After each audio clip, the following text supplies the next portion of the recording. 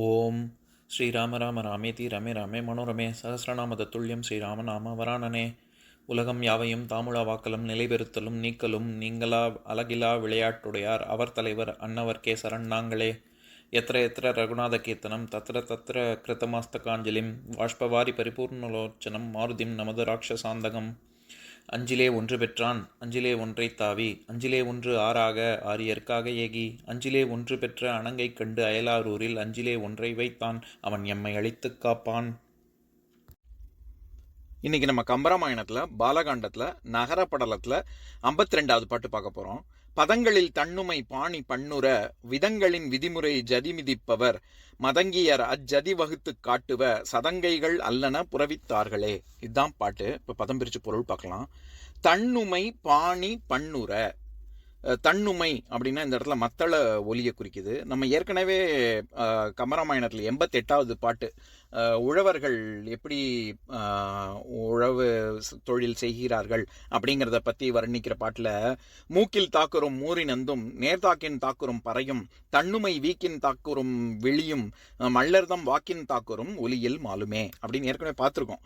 அதாவது சங்கு எழுப்பக்கூடிய நாதம், அப்புறம் பறையொலி, அதுக்கப்புறம் தன்னுமை அதாவது முரசின் ஒலி, இது மூன்றுமே உழவர்கள் எழுப்பக்கூடிய ஒலியில் மயங்கும். அதாவது அது குறைந்து காணப்படும், இவர்களுடைய ஒலி தான் மேலோங்கி இருக்கும் அப்படின்னு பார்த்துருக்கோம். அதனால அந்த இடத்துல தன்னுமை நான் சொல்லியிருக்கேன். தன்னெனல் அப்படிங்கிறது அந்த உடுக்கை, மத்தளம், ஒரு கட்பறை, அதாவது ஒரு பக்கம் மட்டும் கட்டப்பட்டு இருக்கக்கூடிய பறை, இந்த மாதிரி அர்த்தம் வரும். இந்த இடத்துல முரசு அப்படிங்கிற அர்த்தத்தில் தான் வருது. அதாவது மத்தளம் முரசு அப்படி. தன்னுமை பாணி பண்ணுற. தன்னுமைன்னா மத்தளம், மத்தள ஒலி. பாணின்னா கைத்தளம்னு அர்த்தம். அதாவது இப்போ நம்ம இந்த பாட்டில் என்ன பார்க்குறோன்னா, பாணர்கள் ஆடி பாடி கொண்டாடுறாங்கல்ல, அந்த ஆடல் பாடல்களை வர்ணிக்கிற பாட்டு தான் இது. இந்த பாணர்களில் யார் பாடுவார்களோ அவங்களுக்கு பாடினி அப்படின்னு பேர். யார் நல்லா ஆடுவாங்களோ அவங்களுக்கு விரலி அப்படின்னு பேர். அப்போது இந்த இடத்துல பாணி அப்படிங்கிறது தாள ஓசையை குறிக்குது. ஏன்னா நான் கைத்தளம்னு சொன்னேன்ல, நான் ஏற்கனவே சொல்லியிருக்கேன் திருப்புகழில், கைத்தல நிறைகனி அப்பமுட அவல் பொறி கப்பிய கரிமுகன் அடிப்பேணி அப்படின்னு விநாயகரை வரும்போது உள்ளங்கையில் வைத்திருக்கும் கனி அப்படின்னு வருது இல்லை, கைத்தல நிறைகனி அப்படின்னா. அதனால உள்ளங்கையை குறிக்கும் கைத்தளம்னு. இந்த பாணிங்கிற சொல்லும் அப்படித்தான், உள்ளங்கையை குறிக்கும். பாணி அப்படின்றதுனால உள்ளங்கையால் ஏற்படுத்தக்கூடிய ஓசை. அது நம்ம பாடும்போது இந்த தாளம் தட்டுறதுக்கு, தொடைய தட்டுறதுக்கு உள்ளங்கையால் தானே தட்டுவாங்க. அதனால இங்கே தாள ஓசையை குறிக்குது. அது பண் உர. பண் அப்படின்னாலே பாட்டு ஒலின்னு அர்த்தம். அதாவது பண்ணுங்கிறதுக்கு நிறைய அர்த்தம் இருக்கு. இசை, இன்னிசை, அதுக்கப்புறம் யாழ் இசை, ஓசை, சிலம்பு, அதுக்கப்புறம் குதிரை கலனைனா குதிரையோட இது ஹார்ஸோட சேடல்னு சொல்கிறாங்கல்ல, அதுதான் குதிரை கலனை. அது எழுப்பக்கூடிய சத்தம், அலங்காரம், இந்த மாதிரி நிறையா அர்த்தம் இருக்குது. இது ஏன் நம்ம யோசிக்கலாம், என்ன குதிரையோட கலனை சேடல் அப்படிங்கிறாங்களே, அதுக்கும் இதுக்கும் என்ன சம்மந்தம், அதுக்கும் இசைக்கும் என்ன சம்மந்தம் அப்படின்னு கேட்டால், அந்த காலத்தில் நம்ம எப்படி இப்போ வண்டிக்கெல்லாம் ஹார்ன் இருக்குல்ல ஒலி எழுப்புறதுக்கு, அந்த மாதிரி அந்த காலத்தில் குதிரைகள் வரும்போது குதிரைகள் வருது அப்படிங்கிறது ஒலி முன்னாடியே கேட்கணும், எல்லாரும் ஒதுங்கணும்ல. அதனால அவங்க என்ன பண்ணுவாங்க, இப்பயும் அந்த பழக்கம் இருக்குது. அதாவது என்னென்னா அந்த கலனையில் இது பெல்ஸை மாட்டி விட்ருவாங்க, அந்த சலங்கை மாதிரி. அது சத்தம் கேட்கும், கிங்கிணி சத்தம் கேட்கும் அவங்க வரும்போது. அதனால அது பண்ணுங்கிறது அதையும் குறிக்கும். நம்ம பண்பாடு கலாச்சாரம் அப்படின்னு சொல்கிறோமே, அதுவே அந்த பாடுவது நம்ம எப்பேற்பட்ட குலத்தில் இருக்கோம், நம்மளுடைய கலாச்சாரம் என்ன, நம்ம அந்த காலத்தில் எப்படி இருக்கோம், இப்போ எப்படி இருக்கோம் அப்படிங்கிறத பற்றி பாடுறது தான். அதனால தான் பண்பாடுன்னு சொல்கிறோம். இதை தவிர கெயிட் அப்படிங்கிற ஒரு அர்த்தமும் இருக்குது. கெயிட் அப்படின்னு குதிரையோட ஹார்ஸோட கெயிட் அப்படின்னு சொல்லுவாங்களே இங்கிலீஷில். அந்த கெயிட்டுங்கிற சொல்லே கதி அப்படிங்கிற சொல்லுலேருந்து தான் வந்திருக்கு.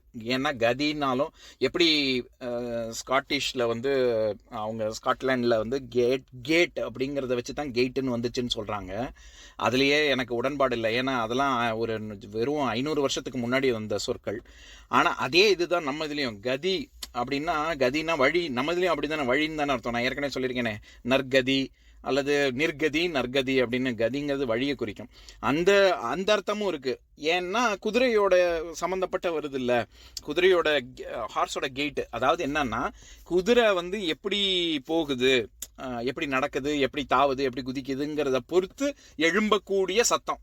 அதனால பண்ணுக்கு அதுவும் ஒரு அர்த்தம் இருக்கு. குதிரையோட எப்படி கதி, அப்படி அதோட கதி எப்படி இருக்கு, அதோட நடை எப்படி இருக்கு அப்படிங்கிறதும் பண்ணு அப்படின்ற ஒரு அர்த்தம் வரும். இந்த இடத்துல பண்ண அப்படிங்கிறது பாட்டொலியை மட்டும் குறிக்குது. மத்தள ஒலி, தாள ஓசை, பாட்டொலி இவை மூன்றும் பொருந்த விதிமுறை விதங்களின், நாட்டிய சாஸ்திரத்தில் பரதமுனி சொல்லக்கூடிய நாட்டிய சாஸ்திரத்தில் என்ன நூல் முறைப்படி என்ன விதங்கள் இருக்கோ அப்பேற்பட்ட எல்லா விதங்களிலும் பதங்களில் ஜதி மிதிப்பவர், பதம் அப்படிங்கிறது பாதத்தை குறிக்கும், பாதங்களால் ஜதி பெற வைத்து நடனம் ஆடுபவர்கள் மதங்கியர். மதங்கியர் அப்படிங்கிறது இந்த இடத்துல ஆடக்கூடிய பெண்ணை குறிக்கும். ஆனால் அந்த மதங்கி அப்படிங்கிற சொல் மாதங்கி அப்படிங்கிற சொல்லேருந்து வந்திருக்கு. மாதங்கிங்கிறது பார்வதி குறிக்கும். சாதாரணமாக பார்வதின்னு இல்லை, சிவனுடன் கூட சேர்ந்து ஆடக்கூடிய பார்வதிக்கு மாதங்கின்னு பேர். அந்த மாதங்கி தான் மதங்கின்னு வந்திருக்கு. அதனால மதங்கிங்கிறதே பொதுவாகவே ஆடக்கூடிய பெண்களை சொல்லக்கூடிய சொல்லது. அப்படிப்பட்ட பெண்கள் அஜதி வகுத்து காட்டுவ, அந்த தாள ஜதியை விவரித்து காட்டுபவை சதங்கைகள், அப்பெண்கள் கால்களில் அணிந்துள்ள சதங்கைகளும். இந்த இடத்துல சதங்கைகள் அப்படிங்கிறது நம்ம சலங்கை அப்படின்னு சொல்றோம்ல, அந்த பொருள் தான். அப்பெண்கள் கால்களில் அணிந்துள்ள சதங்கைகளும் அல்லன புறவித்தாள்களே, அவ்வாறு ஆடுகின்ற குதிரைகளின் கால்களுமே அப்படின்னு சொல்றார். இப்ப நம்ம இந்த பாட்டில் இருக்கக்கூடிய நயங்களை பார்க்கலாம். இந்த பாட்டின் மூலமா கம்பர் சொல்ல வர்ற கருத்து என்னன்னா, அந்த அயோத்தி நகர்ல இருக்கக்கூடிய பெண்களின் நாட்டிய சிறப்பு எப்பேற்பட்டதா இருக்குன்னா, குதிரைகளின் ஆட்ட சிறப்பு எப்பேற்பட்டதா இருக்கோ அதை மாதிரி ஒப்பிட்டு சொல்றாரு. குதிரை தாளத்திற்கு ஏற்ப ஆடும் அப்படிங்கிறத அடுத்து இனிவரும் பாடல்கள்ல, அதாவது சரியா சொல்லணும்னா 751வது பாடல்ல அந்த குதிரை எப்படி தாளத்திற்கேற்ப ஆடும் அப்படின்னு வர்ணிச்சிருப்பாரு. அதோட நம்ம இதை பொருத்தி பார்க்கலாம். அதாவது நான் அந்த பாட்டை படிக்கிறேன், கேளுங்க. சூருடை நிலையென தோய்ந்தும் தோய்கிலா வாருடை வனமுலை மகளிர் சிந்தை போல் தாரொடும் ஜதியொடும் தாவும் ஆயினும் பாரிடை மிதிக்கில பரியின் பந்தியே அப்படின்னு தான் பாட்டு. அதில் என்ன சொல்லியிருப்பாருன்னா, விலை மகளிரின் சிந்தையானது எப்படி பொருளுக்கேற்ப தாவிக்கொண்டே இருக்குமோ அந்த மாதிரி குதிரைகள் ஒரு நிலையில் நில்லாமல் அப்படியே தாவிக்கொண்டே இருக்கு அப்படின்னு சொல்றதுக்கு இந்த பாட்டை வர்ணிச்சிருப்பார். இந்த புறவித்தார்களே அப்படின்னு சொல்றாரு. அப்படி தார் அப்படின்னா இந்த இடத்துல கால் அப்படின்னு அர்த்தம். ஏன்னா தாருக்கு வந்து நிறைய அர்த்தம் இருக்கு. அதாவது மாலைன்னு ஒரு பொருள், பூங்கொத்து, அதுக்கு குதிரையோட கலனையில இருக்கக்கூடிய மணிகள், அதுக்கும் தார்னு பொருள். அந்த அர்த்தத்துல தான் இங்க வருது. அதை தவிர சங்கிலி அப்படின்னு இருக்கு. அதாவது இந்த சங்கிலி, சதங்கை, சலங்கை, சிங்காரம் இந்த மாதிரி சொற்கள் எல்லாமே சமஸ்கிருதத்துல ஸ்ருங்கலா அப்படிங்கிற சொல்லிலேருந்து தான் வந்திருக்கு. அந்த ஸ்ருங்கலா அப்படிங்கிறதே ஸ்ருங்கார ரசத்தை வெளிப்படுத்தக்கூடியதுக்கு உதவக்கூடியது அப்படிங்கிற பொருள். அதனால தான் அந்த சலங்கையை அவங்க மாட்டிக்கொண்டு ஆடுறாங்கல்ல, அந்த ஒலி வந்து ஸ்ருங்கார ரசத்தை இன்னும் மெருகேற்றுவதனால அதை ஸ்ருங்கலா அப்படின்னு சொல்றாங்க. அந்த ஸ்ருங்கலாங்கிறதுலேருந்து தான் சங்கிலி, சலங்கை, சதங்கை இந்த மாதிரி சொற்கள்லாம் வந்திருக்கு. இந்த இடத்துல புறவித்தார்கள், புறவி அப்படிங்கிறதுக்கு தார்னா இப்போ நம்ம வந்து குதிரையோட அந்த ஒலி, அதோட கலனையில் இருக்கக்கூடிய ஒலின்னு பார்த்தோம். இதில் புறவி அப்படிங்கிறதுனா குதிரையை குறிக்கும். அதாவது இதுவும் சமஸ்கிருதத்தில் புறத்தக அப்படின்னா நமக்கு முன்னாடின்னு அர்த்தம். அதனால குதிரைக்கு புறத்தக அப்படின்னே ஒரு அர்த்தம் இருக்கு. ஏன்னா நமக்கு முன்னாடி குதிரை போயிடும்ல, ஒரு சீக்கிரமா போனோம்னா குதிரையில போயிடலாம்ல அப்படின்னு. இப்போ மற்ற மிருகங்கள்லாமும் கூட தான் வேகமா போகும். அப்ப ஏன் அதை சொல்லலை? சிங்கம், புலி கூட தான் இருக்கு வேகமா போறது. அப்படின்னா எதெல்லாம் மனுஷங்களால டொமஸ்டிகேட் பண்ண வீட்டு விலங்குகளாக வளர்க்கப்படுகிறதோ அந்த விலங்குகள்ல வேகமா போகக்கூடிய, நமக்கு முன்னாடி நம்ம ஓடணும்னா நமக்கு ஓட்டத்தை விட குதிரையோட ஓட்டம் வேகமா இருக்கும்ல. வேற எந்த மிருகமோ, பூனையோ நாயோ அந்த மாதிரி வேகமா நமக்கு முன்னாடி போகாது. அதனால எது நமக்கு முன்னாடி நம்ம வளர்த்து நம்மளால் வளர்க்கப்பட்டு எது நமக்கு முன்னாடி போகுமோ அதை குதிரை அப்படின்னு சொல்றாங்க, அதை புறத்தக அப்படின்னு. அதனால தான் ரொம்ப 300 காலத்தில் நடந்த விஷயம், நமக்கு முன்னாடியே நடந்துருச்சு அப்படின்னு சொல்கிறதுக்கு புராணம், இது என்ன சொல்கிறது, ரொம்ப புராதனமான விஷயம் அப்படின்லாம் சொல்கிறாங்கல்ல. ஆர்கியாலஜிக்கெலாம் புராதனம்னு தான் பேர். இந்த புராதனம், புராணம் அப்படிங்கிற சொல்லலாம் இந்த புறவி, இதெல்லாம் தொடர்புடையது. இப்போ நான் எதுக்கு இதை சொல்கிறேன், இந்த புறவித்தார்களே அப்படின்னா குதிரைகளுடைய கலனையில் இருக்கக்கூடிய ஒலி மாதிரி அவர்களுடைய சலங்கைகள் ஒலிக்கின்றது அப்படின்னு சொல்கிறார். இப்போ நான் பாட்டை இன்னொரு தடவை படிக்கிறேன், கேளுங்க. பதங்களில் தன்னுமை பாணி பண்ணுற விதங்களின் விதிமுறை ஜதிமிதிப்பவர் மதங்கியர் அஜதி வகுத்து காட்டுவ சதங்கைகள் அல்லன புறவித்தார்களே. இன்னொரு நாள் இன்னொரு பாட்டு பார்க்கலாம்.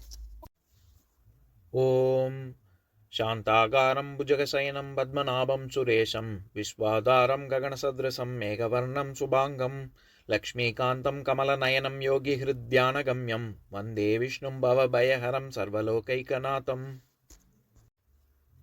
உம்பரோடு இம்பர்காரும் உலகம் ஓர் ஏழும் ஏழும் எம்பெருமான் என்று ஏத்தி இறைஞ்சி நின்று ஏவல் செய்ய தம்பியரோடும் தானும் தருமமும் தரணி காத்தான் அம்பரத்து அனந்தர் நீங்கி அயோத்தியில் வந்த வள்ளல்.